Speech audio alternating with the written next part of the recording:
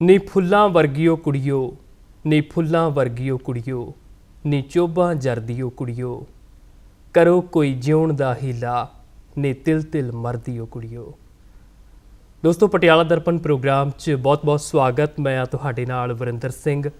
ਅੱਜ ਇਸ ਪ੍ਰੋਗਰਾਮ 'ਚ ਅਸੀਂ ਖਾਸ ਤੌਰ 'ਤੇ ਗੱਲਬਾਤ ਕਰਨ ਲੱਗੇ ਹਾਂ ਸਮਾਜ ਵਿੱਚ ਔਰਤਾਂ ਦੀ ਚੇਤਨਾ ਬਾਰੇ। ਸਾਡੇ ਨਾਲ ਬੜੇ ਹੀ ਖਾਸ ਮਹਿਮਾਨ ਨੇ ਅੱਜ ਦੇ ਇਸ ਪ੍ਰੋਗਰਾਮ 'ਚ। ਇਸਤਰੀ ਜਾਗਰਤੀ ਮੰਚ ਪੰਜਾਬ ਦੇ ਸਕੱਤਰ ਅਮਨਦੀਪ ਕੌਰ। ਅਮਨਦੀਪ ਜੀ, ਤੁਹਾਡਾ ਬਹੁਤ-ਬਹੁਤ ਸਵਾਗਤ ਹੈ। ਸ਼ੁਕਰੀਆ ਵਰਿੰਦਰ ਜੀ। ਦੋਸਤੋ, ਇਹਨਾਂ ਦੇ ਸ਼ੁਰੂਆਤੀ ਤਾਰੁਫ 'ਚ ਤੁਹਾਨੂੰ ਅਸੀਂ ਦੱਸਣਾ ਚਾਹਾਂਗੇ ਕਿ ਇਹਨਾਂ ਨੇ ਆਪਣੀ ਸਕੂਲ ਅਤੇ ਕਾਲਜ ਪੱਧਰ ਦੀ ਸਿੱਖਿਆ ਸਮਾਣਾ ਤੋਂ ਹਾਸਲ ਕੀਤੀ। ਇਹ ਜ਼ਿਲ੍ਹਾ ਪਟਿਆਲਾ ਦੇ ਸਮਾਣਾ ਹਲਕੇ ਦੇ ਪਿੰਡ ਰਾਜਲਾ ਦੇ ਰਹਿਣ ਵਾਲੇ ਨੇ। MA ਪੰਜਾਬੀ ਯੂਨੀਵਰਸਿਟੀ ਪਟਿਆਲਾ ਤੋਂ ਪੂਰੀ ਕੀਤੀ। MPhil ਦੇ ਵਿੱਚ ਵਿਸ਼ੇਸ਼ ਤੌਰ 'ਤੇ ਇਹਨਾਂ ਨੇ ਸ਼ਹੀਦ-ਏ-ਆਜ਼ਮ ਸਰਦਾਰ ਭਗਤ ਸਿੰਘ ਤੇ ਆਧਾਰਿਤ ਫਿਲਮਾਂ ਅਤੇ ਉਹਨਾਂ 'ਤੇ ਲਿਖੇ ਗਏ ਨਾਵਲਾਂ 'ਤੇ ਤੁਲਨਾਤਮਕ ਅਧਿਐਨ 'ਤੇ ਆਪਣੀ ਖੋਜ ਪੂਰੀ ਕੀਤੀ। ਅਮਨਦੀਪ ਜੀ, ਤੁਸੀਂ ਆਪਣੀ ਜ਼ਿੰਦਗੀ ਦੇ ਵਿੱਚ ਇੱਕ ਸੰਘਰਸ਼ ਦੀ ਰਾਹ ਚੁਣੀ ਹੈ ਕਿ ਔਰਤਾਂ ਦੀਆਂ ਸਮੱਸਿਆਵਾਂ, ਔਰਤਾਂ ਦੇ ਸਾਹਮਣੇ ਪੇਸ਼ ਚੁਣੌਤੀਆਂ ਨੂੰ ਕਿਸ ਤਰੀਕੇ ਦੇ ਨਾਲ ਇਸ ਸਮਾਜ ਦੇ ਵਿੱਚ ਹੱਲ ਕੀਤਾ ਜਾਵੇ। ਸੋ ਇਹ ਰਾਹ ਬੜਾ ਔਖਾ ਏ, ਇਹ ਰਾਹ ਬੜਾ ਹੀ ਲੰਬਾ ਏ। ਸੋ ਇਸ ਰਸਤੇ ਦੀ ਤੁਸੀਂ ਚੋਣ ਕਿਵੇਂ ਕੀਤੀ? ਵਰਿੰਦਰ ਜੀ, ਜਿਹੜਾ ਵੀ ਕੋਈ ਇਨਸਾਨ ਜਿਹੜੇ ਵੀ ਰਸਤੇ 'ਤੇ ਜਾਂਦਾ ਤਾਂ ਸਾਡਾ ਆਲਾ ਦੁਆਲਾ ਬਹੁਤ ਪ੍ਰਭਾਵਿਤ ਕਰਦਾ। ਕਿਸੇ ਵੀ ਮਨੁੱਖ ਨੇ ਜੋ ਬਣਨਾ ਉਸ ਨੂੰ ਉਹ ਬਣਨ ਦੇ ਵਿੱਚ। ਤਾਂ ਜਦੋਂ ਅਸੀਂ ਆਪਣੀਆਂ ਲੜਕੀਆਂ ਦੀ ਸਮਾਜ ਦੇ ਵਿੱਚ ਹਾਲਤ ਵੇਖਦੇ ਹਾਂ, ਜਿਹੜਾ ਇੱਕ ਵਿਤਕਰਾ ਆਪਾਂ ਨੂੰ ਦਿਖਦਾ ਨਹੀਂ ਹੈ, ਉਹ ਬਰੀਕ ਜੀ ਤੰਦ ਸਾਡੀਆਂ ਜ਼ਿੰਦਗੀਆਂ ਨੂੰ ਜਿਹੜਾ ਆ ਪ੍ਰਭਾਵਿਤ ਕਰਦੀ ਹੈ ਅਤੇ ਇੱਕ ਦੂਜੇ ਤੋਂ ਅਲੱਗ ਕਰਦੀ ਆ।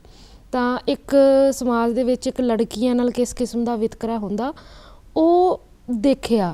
ਅਤੇ ਉਹ ਜਿਹੜਾ ਕੋਈ ਬੰਦਾ ਜਿੰਨਾ ਕੁ ਸੈਂਸਿਟਿਵ ਹੁੰਦਾ ਅਤੇ ਉਹਦੇ 'ਤੇ ਉਹ ਉਵੇਂ ਉਵੇਂ ਅਸਰ ਕਰਦਾ।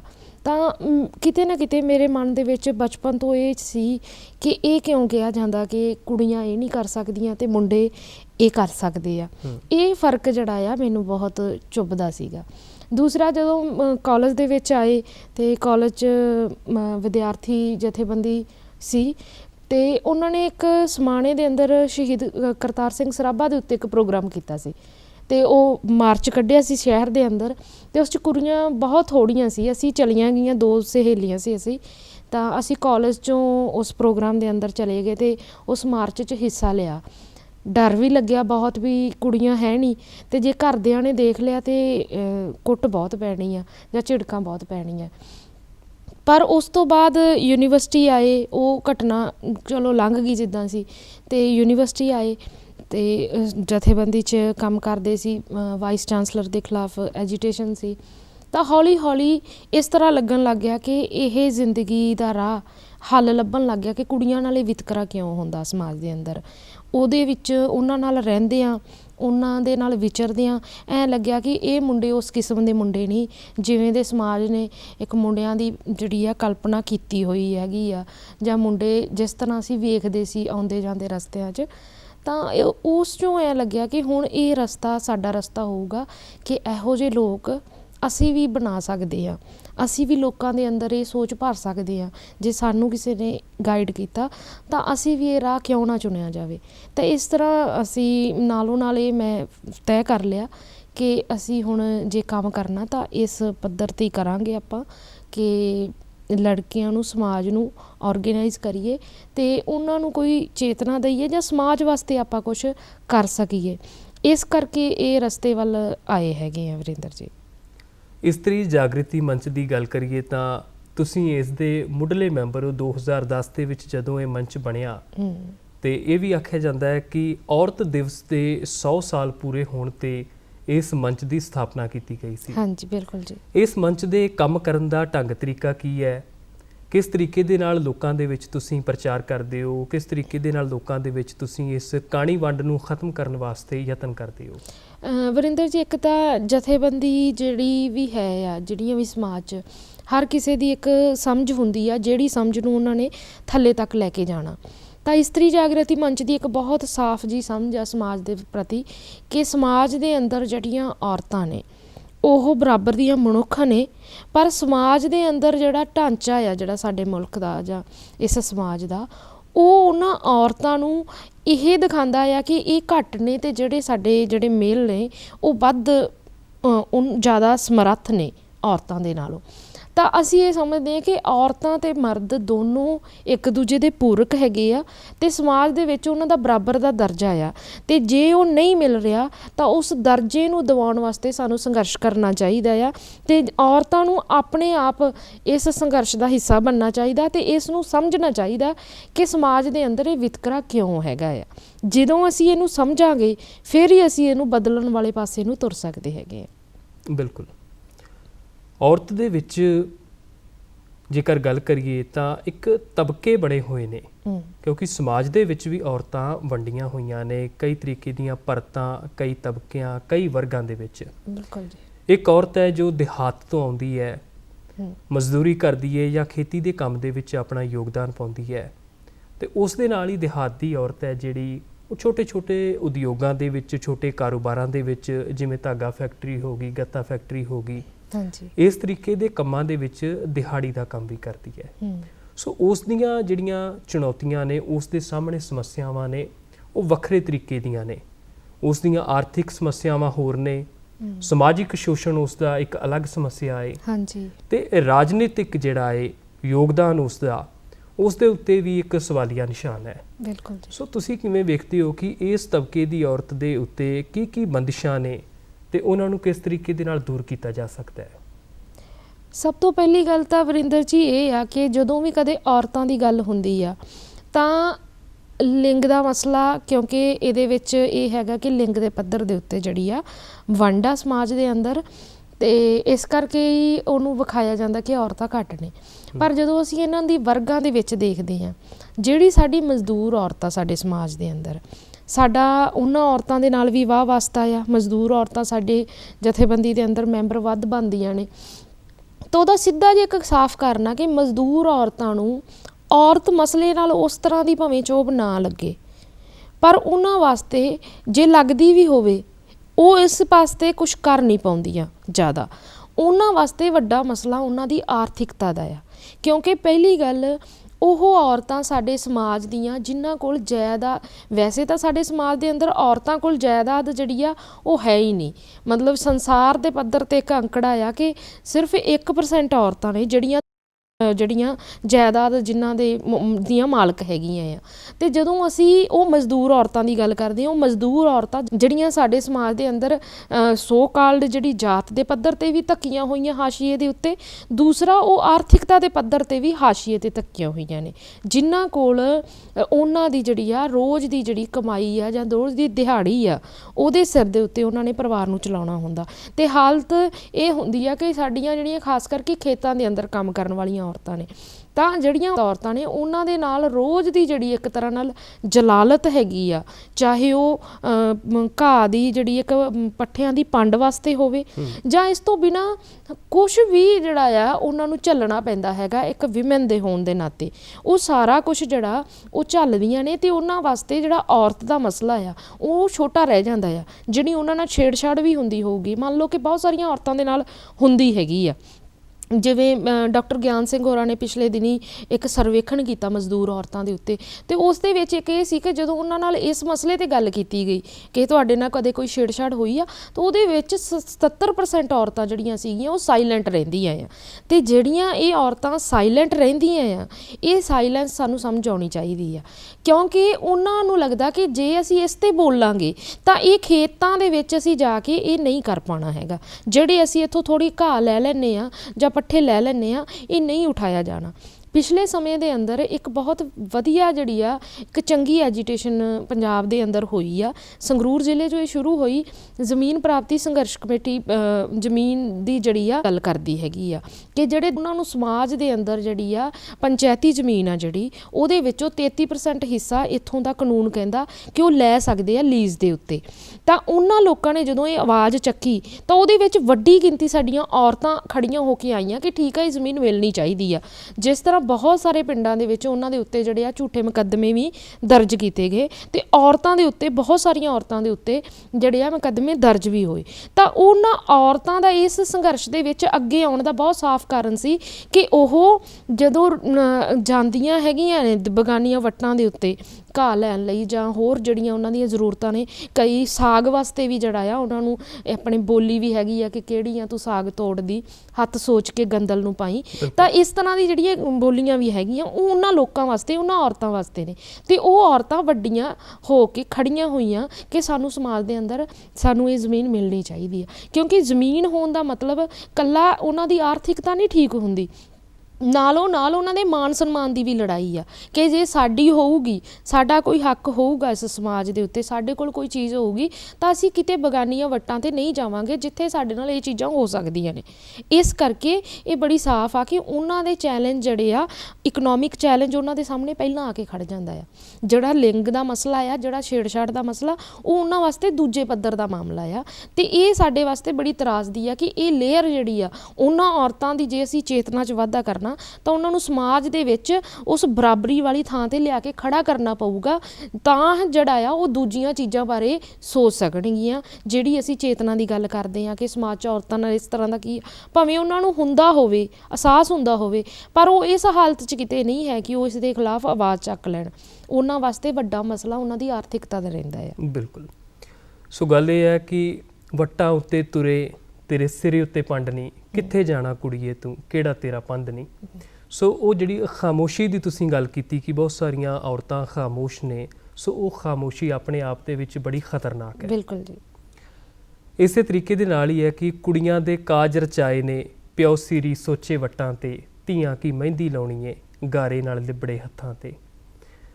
ਸੋ ਇਹ ਜਿਹੜੀਆਂ ਧੀਆਂ ਨੇ ਜਿਨ੍ਹਾਂ ਨੇ ਕਾਜ ਰਚਾਏ ਜਾਣ ਤੋਂ ਬਾਅਦ ਵੀ, ਵਿਆਹ ਹੋਣ ਤੋਂ ਬਾਅਦ ਵੀ, ਕਿਉਂਕਿ ਉਹਨਾਂ ਦੇ ਮਰਦ ਵੀ ਸੀਰੀ ਨੇ ਤੇ ਉਹਨਾਂ ਨੇ ਉਸੇ ਮੁੜ ਕੇ ਰਾਹ ਦੇ ਉੱਤੇ ਪੈ ਜਾਣਾ ਹੈ, ਉਹੀ ਪੱਲੀ, ਉਹੀ ਦਾਤੀ, ਉਹੀ ਘਾਹ, ਉੱਠ ਵੇ ਮੇਰੇ ਹਾਣੀਆਂ, ਮੇਰੇ ਦਰਦ ਵੰਡਾ। ਸੋ ਇਹਨਾਂ ਦੇ ਦਰਦ ਵੰਡਾਉਣ ਦੇ ਵਾਸਤੇ ਕਾਫੀ ਕੁਝ ਕਰਨ ਦੀ ਜ਼ਰੂਰਤ ਹੈ। ਬਿਲਕੁਲ ਜੀ। ਅਮਨਦੀਪ ਜੀ, ਦੂਜੇ ਤਬਕੇ ਦੀ ਤੁਹਾਡੇ ਨਾਲ ਗੱਲਬਾਤ ਕਰਨੀ ਚਾਹਾਂਗੇ ਕਿ ਨੌਕਰੀ ਪੇਸ਼ਾ ਜੋ ਔਰਤਾਂ ਨੇ ਉਹਨਾਂ ਦੀਆਂ ਆਪਣੀਆਂ ਸਮੱਸਿਆਵਾਂ ਨੇ, ਉਹਨਾਂ ਦੇ ਉੱਤੇ ਕੰਮ ਦੀ ਵੰਡ ਨੂੰ ਲੈ ਕੇ ਵੱਡੀ ਚੁਣੌਤੀ ਹੈ, ਉਸ ਤੋਂ ਉੱਤੇ ਕੰਮ ਦਾ ਦੁੱਗਣਾ ਬੋਝ ਹੈ ਉਹਨਾਂ ਦੇ ਉੱਤੇ, ਤੇ ਆਰਥਿਕ ਸਮੱਸਿਆਵਾਂ ਉਹਨਾਂ ਦੀਆਂ ਵੀ ਕਿਤੇ ਵੀ ਘੱਟ ਨਹੀਂ। ਬਿਲਕੁਲ ਜੀ। ਸੋ ਤੁਹਾਨੂੰ ਕੀ ਲੱਗਦਾ ਹੈ ਕਿ ਉਹਨਾਂ ਦੀਆਂ ਚੁਣੌਤੀਆਂ ਹੋਰ ਕੀ ਨੇ ਤੇ ਉਹਨਾਂ ਚੁਣੌਤੀਆਂ ਨੂੰ ਜਿਹੜਾ ਹੈ ਕਿਸ ਤਰੀਕੇ ਦੇ ਨਾਲ ਦੂਰ ਕੀਤਾ ਜਾ ਸਕਦਾ ਹੈ? ਭਾਵੇਂ ਉਹ ਔਰਤਾਂ ਪੜ੍ਹੀਆਂ ਲਿਖੀਆਂ ਨੇ ਪਰ ਫਿਰ ਵੀ ਉਹਨਾਂ ਨੂੰ ਕਿਸ ਤਰੀਕੇ ਦੇ ਨਾਲ ਹੋਰ ਜਾਗਰੂਕ ਹੋਣਾ ਚਾਹੀਦਾ ਹੈ? ਇੱਕ ਤਾਂ ਇਹ ਗੱਲ ਆ ਵਰਿੰਦਰ ਜੀ ਕਿ ਜਿਹੜੀਆਂ ਉਹ ਔਰਤਾਂ ਨੇ ਸਾਡੀਆਂ, ਉਹ ਇੱਕ ਤਰ੍ਹਾਂ ਦੇ ਨਾਲ ਚੇਤਨ ਔਰਤਾਂ ਨੇ।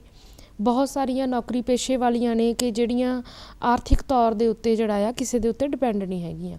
ਜਿਹੜਾ ਤੁਸੀਂ ਕੰਮ ਦੀ ਵੰਡ ਦੀ ਵੀ ਗੱਲ ਕੀਤੀ ਆ, ਇੱਕ ਗੱਲ ਆ ਕਿ ਜਦੋਂ ਵੀ ਸਮਾਜ ਸਾਡਾ ਇਹ ਬਣਿਆ, ਜੇ ਅਸੀਂ ਉਹਨੂੰ ਕਿਤੇ ਪਿਛੋਕੜ 'ਚ ਜਾਂਦੇ ਹਾਂ ਤਾਂ ਇਹ ਕੰਮ ਵੰਡ ਉਸ ਸਮੇਂ ਦੀਆਂ ਹਾਲਤਾਂ 'ਚੋਂ ਨਿਕਲ ਕੇ ਆਈ ਸੀ ਕਿ ਜਿਹੜੇ ਸਾਡੇ ਮੇਲ ਨੇ ਉਹ ਬਾਹਰ ਜਾ ਕੇ ਖੇਤੀ ਦਾ ਜਾਂ ਸ਼ਿਕਾਰ ਦਾ ਕੰਮ ਕਰਨਾ, ਤਾਂ ਉਹ ਬਾਹਰ ਚਲੇ ਜਾਂਦੇ ਸੀ, ਦੂਰ ਚਲੇ ਜਾਂਦੇ ਸੀ, ਅਤੇ ਔਰਤਾਂ ਨੇ ਉਸ ਘਰ ਦੇ ਆਲੇ ਦੁਆਲੇ ਰਹਿਣਾ ਸੀ, ਜਿਸ ਕਰਕੇ ਬਜ਼ੁਰਗਾਂ ਦੀ ਜ਼ਿੰਮੇਵਾਰੀ, ਉਹਨਾਂ ਦੀ ਸਾਂਭ ਸੰਭਾਲ ਦੀ ਜ਼ਿੰਮੇਵਾਰੀ, ਅਤੇ ਉਹਨਾਂ ਨੇ ਬੱਚੇ ਨੂੰ ਜਨਮ ਦੇਣਾ ਆ, ਬਾਇਓਲੋਜੀਕਲੀ ਉਹਨਾਂ ਨੂੰ ਉਸ ਚੀਜ਼ ਵਾਸਤੇ ਉਸ ਘੇਰੇ ਦੇ ਅੰਦਰ ਉਹ ਰਹਿੰਦੀਆਂ ਸੀ, ਅਤੇ ਉਹ ਸਾਰੀ ਸਾਂਭ ਸੰਭਾਲ ਘਰ ਦੀ, ਹੋਰ ਸਾਰਾ ਸਿਲਾਈ ਬੁਣਾਈ ਜਾਂ ਆਲੇ ਦੁਆਲੇ ਡੰਗਰ ਪਸ਼ੂ ਜੇ ਰੱਖੇ ਹੁੰਦੇ ਆ ਤਾਂ ਉਹਨਾਂ ਦੀ ਸਾਂਭ ਸੰਭਾਲ ਉਹਨਾਂ ਦੇ ਹਿੱਸੇ ਆਈ।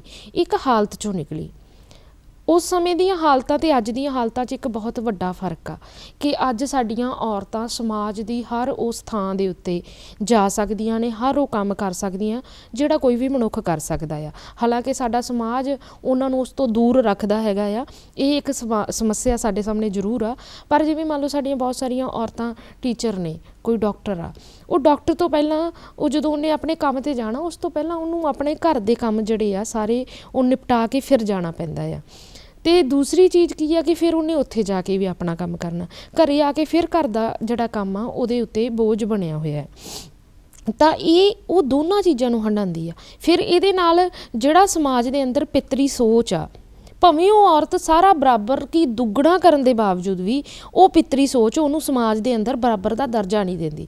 ਬਹੁਤ ਸਾਰੀਆਂ ਔਰਤਾਂ ਉਹ ਕਮਾਉਂਦੀਆਂ ਜ਼ਰੂਰ ਨੇ, ਪਰ ਜਦੋਂ ਖਰਚਣ ਦਾ ਵੇਲਾ ਆਉਂਦਾ ਤਾਂ ਕਈ ਵਾਰੀ ਬਹੁਤ ਸਾਰੀਆਂ ਔਰਤਾਂ ਦੇ ATM ਉਹਨਾਂ ਦੇ ਜਿਹੜੇ ਨੇ, ਉਹਨਾਂ ਦੇ ਜਿਹੜੇ ਪਤੀ ਨੇ ਉਹਨਾਂ ਕੋਲ ਹੁੰਦੇ ਆ, ਤਾਂ ਉਹ ਆਪਣੀ ਜ਼ਿੰਦਗੀ ਦਾ ਇੱਕ ਕੀ ਖਰੀਦਣਾ ਆ ਕੀ ਨਹੀਂ ਖਰੀਦਣਾ, ਇਹ ਡਿਸੀਜ਼ਨ ਵੀ ਕਈ ਵਾਰੀ ਬਹੁਤ ਸਾਰੀਆਂ ਔਰਤਾਂ ਦੇ ਹੱਕ ਵਿੱਚ ਉਹਨਾਂ ਕੋਲ ਨਹੀਂ ਹੁੰਦਾ ਹੈਗਾ।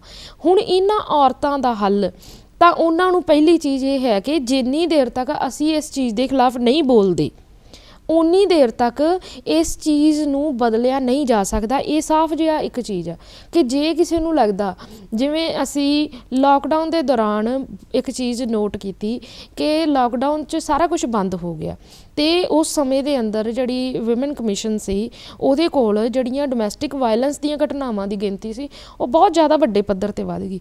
ਉਹ ਹੁਣ ਅਸੀਂ ਵੀ ਘਰੇ ਸੀ ਤਾਂ ਉਹਦੇ 'ਚ ਇੱਕ ਗੱਲ ਬੜੀ ਸਾਫ਼ ਸੀਗੀ ਕਿ ਸਾਰੇ ਘਰ 'ਚ ਆ ਗਏ, ਸਾਰੇ ਕੰਮ ਦਾ ਬੋਝ ਵੱਧ ਗਿਆ, ਬੱਚੇ ਸਾਰੇ ਜਿਹੜੇ ਸਕੂਲ ਜਾਂਦੇ ਸੀ ਉਹ ਨਹੀਂ ਜਾ ਰਹੇ, ਸਾਰਾ ਕੁਛ ਇੱਕੋ ਦਮ ਇੰਨਾ ਵੱਧ ਗਿਆ ਤਾਂ ਉਹਦੇ ਵਿੱਚ ਕੁਦਰਤੀ ਚੀਜ਼ ਆ ਕਿ ਉੱਥੇ ਘਰ ਦੇ ਅੰਦਰ ਕਲੇਸ਼ ਵੀ ਵਧਣੇ ਹੈਗੇ ਆ।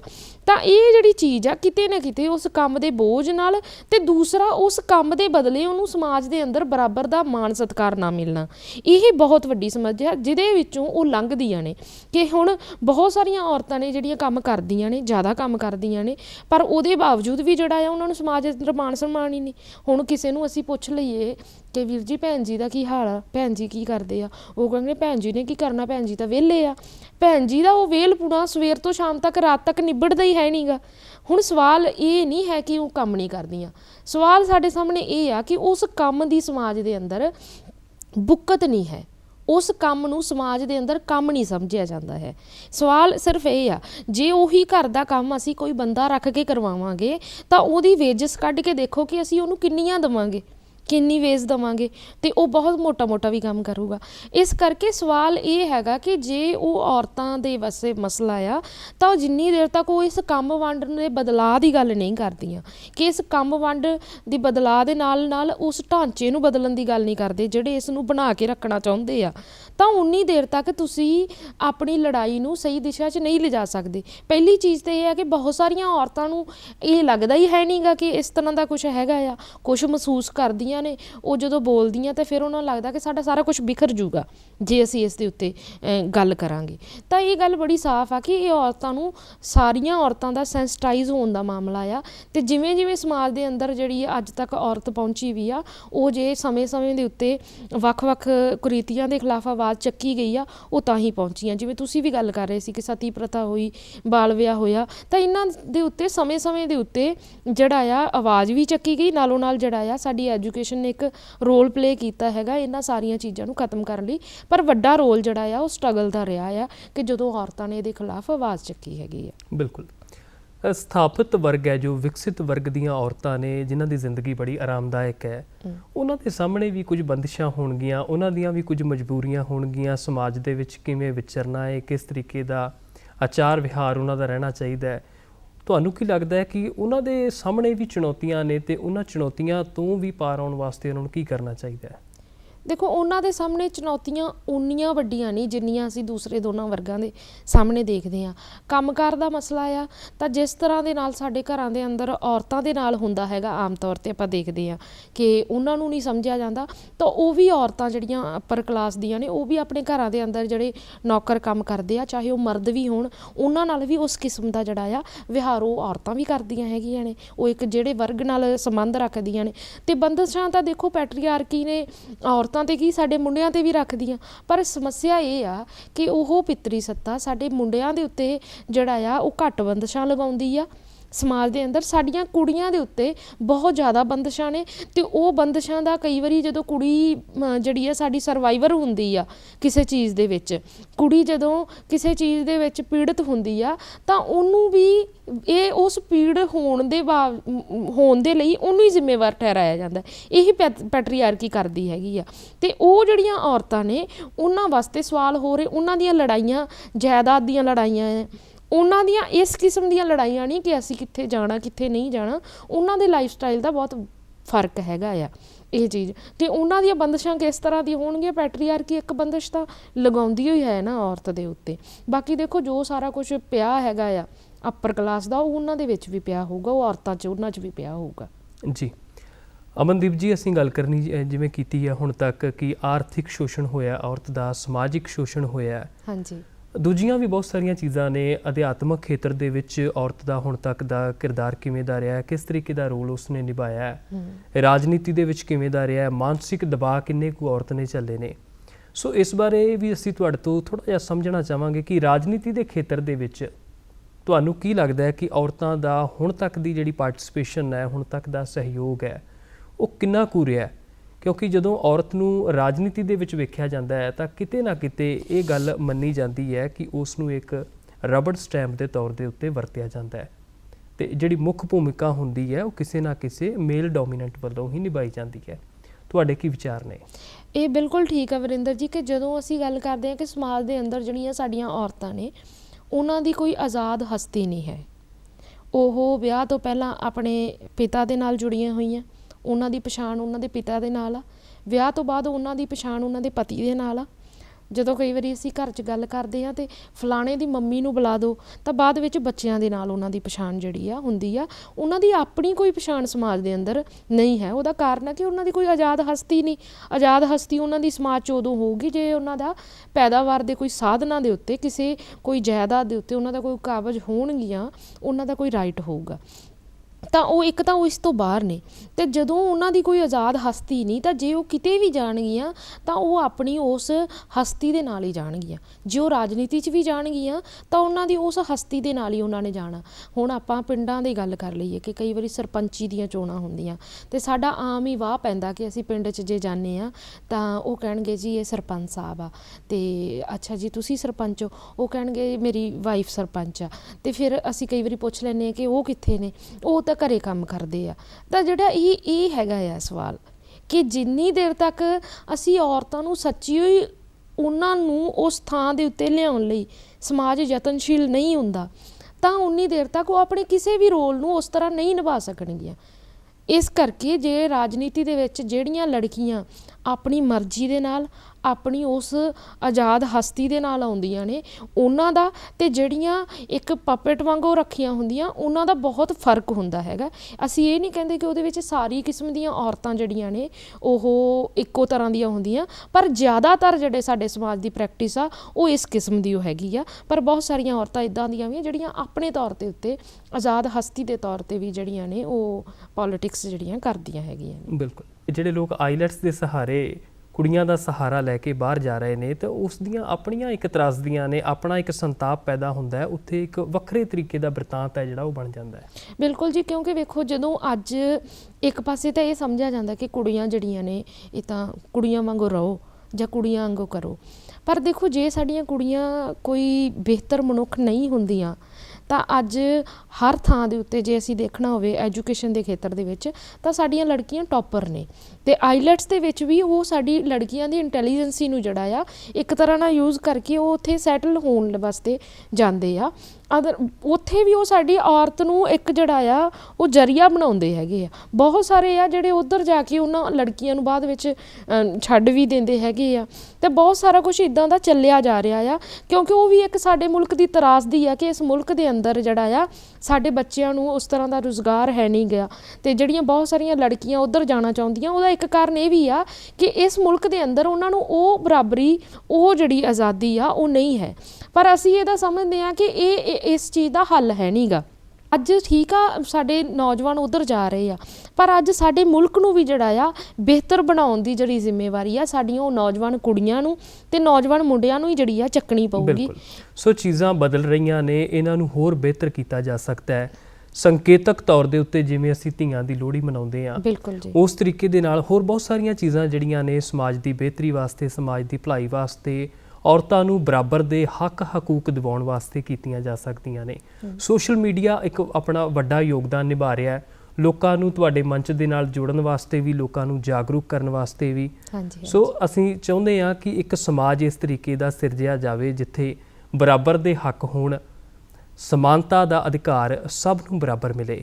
ਸੋ ਅਸੀਂ ਉਮੀਦ ਕਰਦੇ ਹਾਂ ਅਮਨਦੀਪ ਜੀ ਕਿ ਸਾਡੀਆਂ ਅੱਜ ਦੀਆਂ ਇਹਨਾਂ ਗੱਲਾਂ ਤੋਂ ਸਾਡੇ ਦਰਸ਼ਕ ਜ਼ਰੂਰ ਸੰਤੁਸ਼ਟ ਹੋਣਗੇ, ਅਤੇ ਅਸੀਂ ਇਹ ਵੀ ਆਸਮੰਦ ਹਾਂ ਕਿ ਆਉਣ ਵਾਲੇ ਦਿਨਾਂ ਦੇ ਵਿੱਚ ਅਸੀਂ ਬਰਾਬਰੀ ਦੇ ਇਸ ਸੰਘਰਸ਼ ਨੂੰ ਹੋਰ ਸਿਖਰ ਤੱਕ ਲੈ ਕੇ ਜਾਵਾਂਗੇ। ਤੁਹਾਡਾ ਬਹੁਤ ਬਹੁਤ ਸ਼ੁਕਰੀਆ, ਤੁਸੀਂ ਸਾਡੇ ਨਾਲ ਪ੍ਰੋਗਰਾਮ 'ਚ ਗੱਲਬਾਤ ਕੀਤੀ। ਸ਼ੁਕਰੀਆ। ਸ਼ੁਕਰੀਆ ਜੀ।